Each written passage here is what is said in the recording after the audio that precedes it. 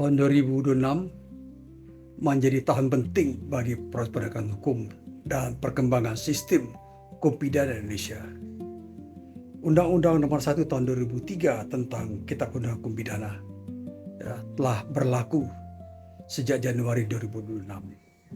Dan kemudian Kitab Undang-Undang Hukum Acara Pidana yang diberlakukan Desember kemarin mulai berlaku Januari ini. Keberadaan KUHP Kitab Undang-Undang Hukum Pidana 2025 menjadi sanggahan, menjadi sandaran secara formil bagi berlakunya KUHP nasional. Ini adalah suatu peristiwa besar, suatu prestasi besar yang luar biasa dari Komisi 3 secara khusus dan DPR RI. Selamat untuk DPR RI, selamat untuk Komisi 3. Rakyat menunggu. Ini adalah sebuah legasi untuk pemerintahan Prabowo Gibran dan DPR RI. Menjadi undang-undang dalam rapat paripurna DPR RI. Proses tersebut berlanjut pada 17 Desember 2025 saat RUU KUHP resmi disahkan dan diundangkan menjadi Undang-Undang Nomor 20 Tahun 2025 tentang Kitab Undang-Undang Hukum Acara Pidana.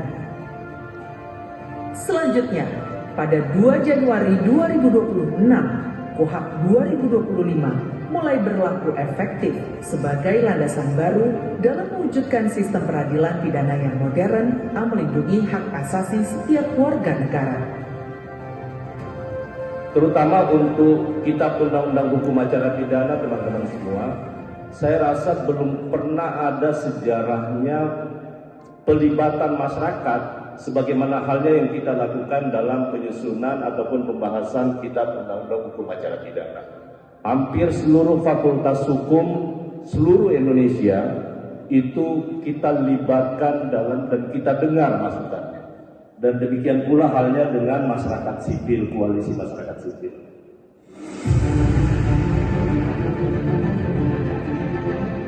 Komisi 3 DPR RI membuka ruang partisipasi publik seluas-luasnya. Akademisi, praktisi hukum, organisasi advokat, mahasiswa, masyarakat sipil, hingga berbagai kelompok masyarakat turut menyampaikan masukan. Inilah wujud meaningful participation dalam proses pembentukan undang-undang. Perbedaan pandangan menjadi bagian dari proses demokrasi.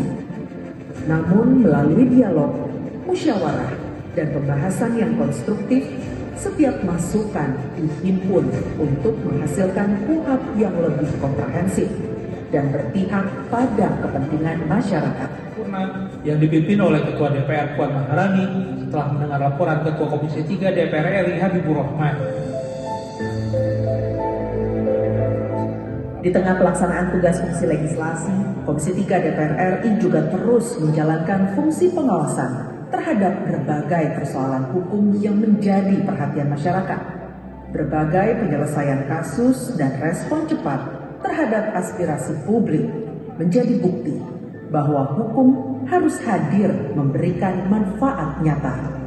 Inilah esensi dari KUHP yang sedang dibangun, menghadirkan keadilan yang dapat dirasakan masyarakat. Untuk itu, saya menyampaikan rasa terima kasih yang tulus kepada Komisi 3, DPR RI, dan seluruh pimpinan negara yang telah memberikan perhatian terhadap persoalan ini. Saya percaya bahwa keadilan bukanlah sesuatu yang datang dengan sendirinya.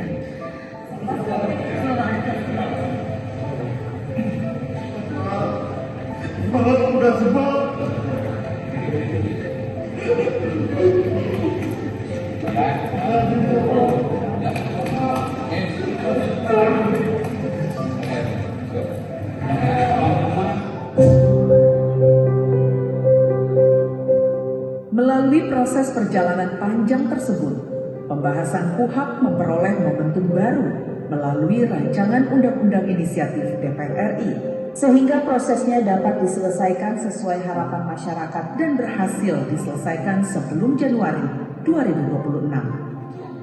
Sebuah tonggak penting reformasi hukum nasional demi memastikan implementasi KUHP berjalan sebagaimana mestinya.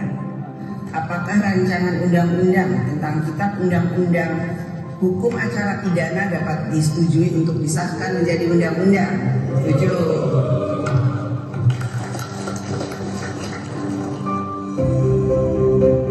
Setiap proses besar layak untuk didokumentasikan.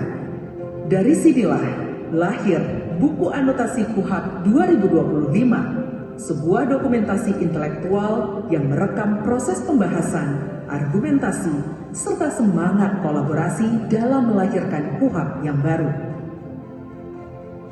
Di balik setiap regulasi, terdapat ribuan jam pembahasan, ratusan gagasan, dan satu tujuan yang sama, menghadirkan hukum yang memberikan kepastian, keadilan, dan manfaat. Berjabat tangan, maka Indonesia akan menghadapi Indonesia emas yang gemilang. Hadirin yang berbahagia, sekali lagi saya menyampaikan penghargaan kepada seluruh penyusun buku anotasi KUHP beserta semua pihak yang telah berkontribusi dalam penyusunannya.